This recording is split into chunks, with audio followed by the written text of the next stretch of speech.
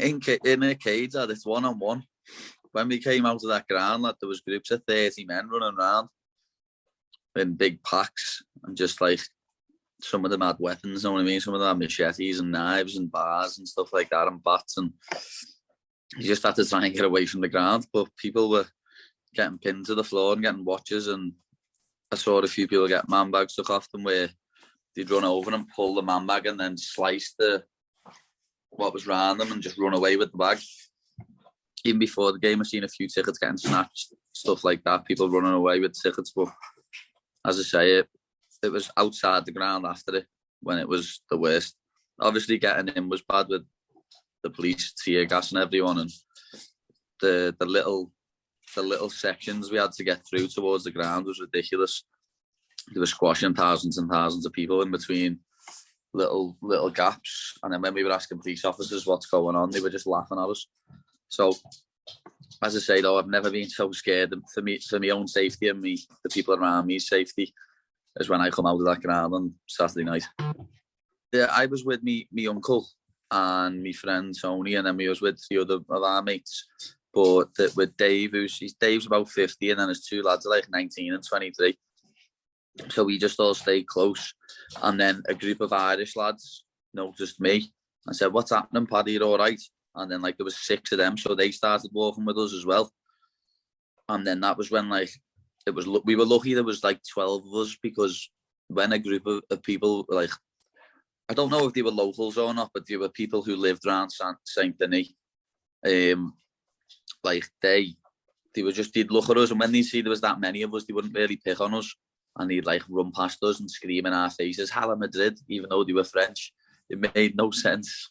But then when we kept walking, an older man and 2 of his friends come over to us and was like, "Can we walk with yous?" I was like, "Of course you can. Why? You're okay?" And he said, "No, not really." I went, "Why?" He said, "I've just been pinned to the floor. I had a dog set on me and had me watch, and me bag took off me and me pockets emptied." Like at one point there's a bridge. You walk upstairs, and then there's a bridge with no stairs, and then you walk back down the stairs. As you walked across that, there was people if you were on the outside of the bridge, there was people grabbing your arm from under the bridge and pulling you under, and then beating you up and emptying your pockets and stuff.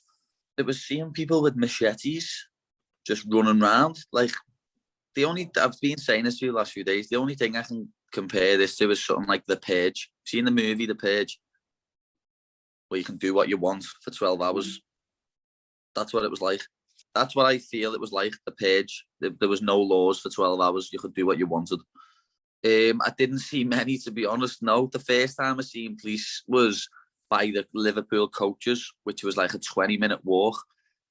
And it was crazy because there was a group of about 50 men stood outside of a Liverpool coach, and the Liverpool coach was trying to leave, and the men wouldn't let it leave.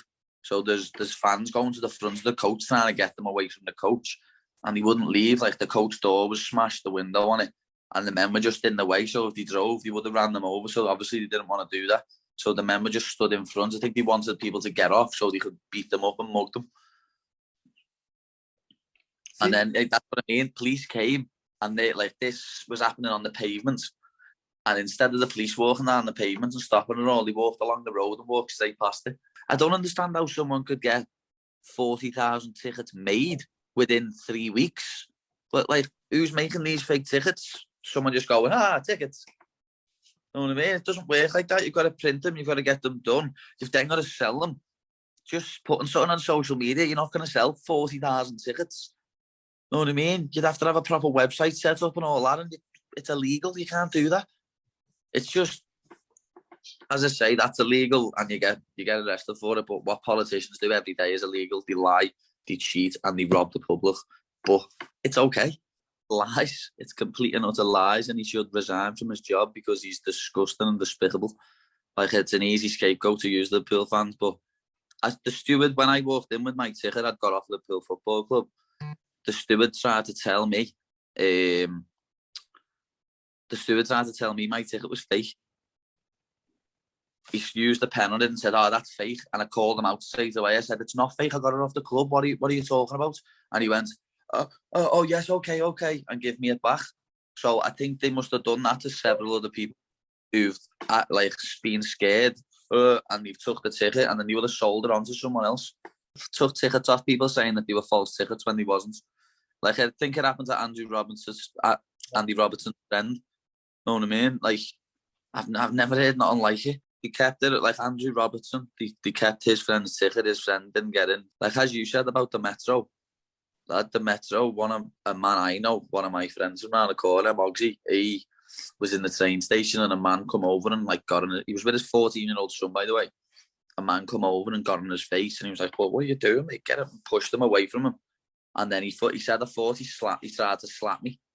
And he said, I got out the way of it. But then he said, as it got to here, he noticed it wasn't a slap. He had a razor blade in his hand and missed his face by about that much.